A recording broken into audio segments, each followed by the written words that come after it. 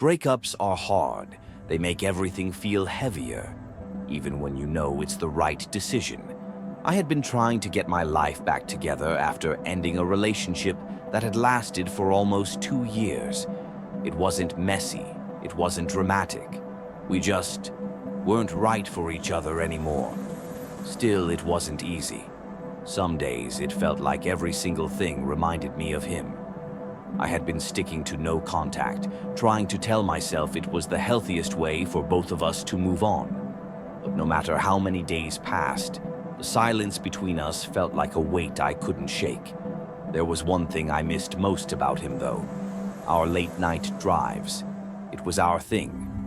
We'd hop in the car, not really knowing where we were going, just driving to wherever the night took us. Sometimes we'd end up at this diner on the edge of town, or a secluded spot by the river. We'd talk for hours, or we'd just sit in silence, the sound of the tires on the road filling the air. A few weeks ago, I decided to take one of those drives again. It was a Friday, and I felt restless. The day had been long, and I couldn't sit around the house anymore. I needed something to do. I thought maybe going out would clear my head. I didn't really have a destination in mind, but after a while I found myself pulling into an old parking lot. The diner, the same one we used to go to. The neon lights flickered above the entrance, casting an eerie glow on the cracked pavement. The place was quiet, almost too quiet. I stepped out of the car, my boots clicking against the concrete, as I made my way to the door. The bell above the door rang when I stepped inside. There were only a few people sitting at the counter, an older couple in a booth by the window, and a guy at the bar with his head down, nursing a drink.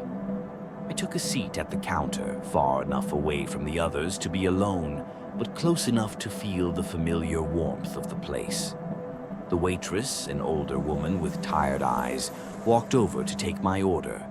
I ordered coffee, black, and just sat there staring into my cup. The place hadn't changed much.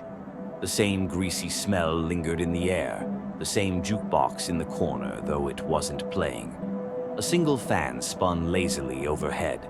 I didn't know why I was here. It wasn't the nostalgia that pulled me back. It wasn't even about him. I just needed to be out, to feel something else for once. Anything else. I could feel the weight of the silence pressing down on me. Then, out of the corner of my eye, I saw him.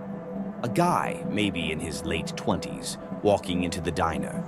He had a hood on, his face partially obscured, but something about him made me look twice. He walked straight to the counter, sat a couple of stools away from me, and ordered a drink. He didn't say anything, but I could feel his eyes on me. I tried to ignore it, but the longer I sat there, the more uncomfortable I felt. It wasn't just the fact that he was staring. It was something in the air, something off. His gaze was cold, calculating. It felt like he wasn't just looking at me, but looking through me. I turned away, trying to distract myself with my coffee, but every few seconds I couldn't help but glance back over.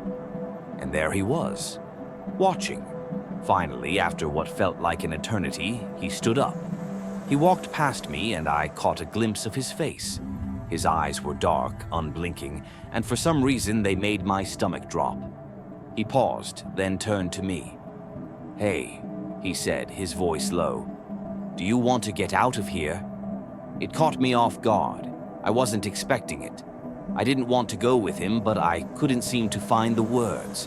Something felt wrong, but at the same time, I didn't want to be rude. I shook my head, a small, forced smile crossing my lips. "I'm good. Just here for some peace and quiet." He didn't smile back. In fact, his expression hardened. He stared at me for a moment longer, as if weighing my response. Then he turned and walked out without another word. I sat there for a few more minutes, trying to shake off the unease. But the moment I stepped outside, I saw him again. He was standing by my car, staring at me. I froze. My heart started racing. This wasn't normal. I tried to calm myself, telling myself I was overreacting. Maybe he was just waiting for someone. Maybe he was lost. but I couldn't ignore the way his eyes never left me.